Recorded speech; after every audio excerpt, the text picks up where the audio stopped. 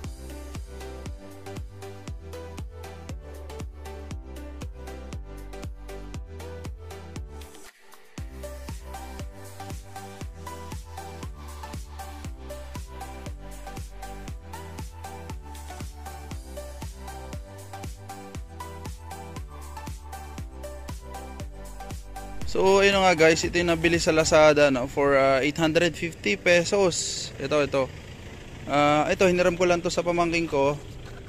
Ayan, okay naman siya. So pasok naman siya, no. But minodify ko.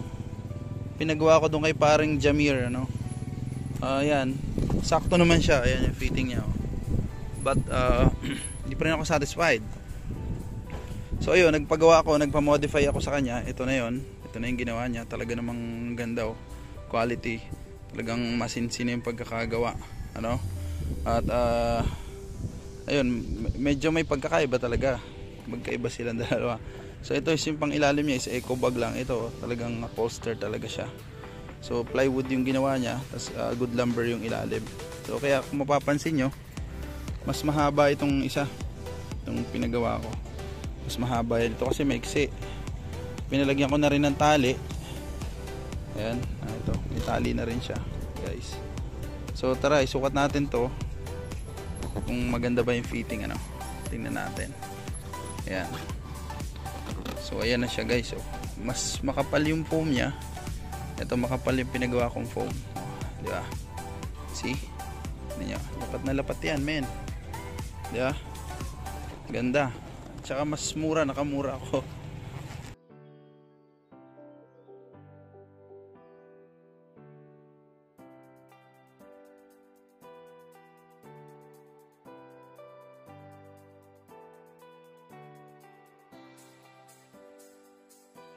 So ayun, at isosoli na natin to sa may-ari. Tapo.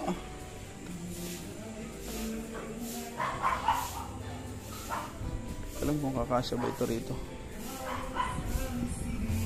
Ate Malo. So ayun guys, maraming salamat sa pagtunganga nyo, sa pag-follow sa akin, ano.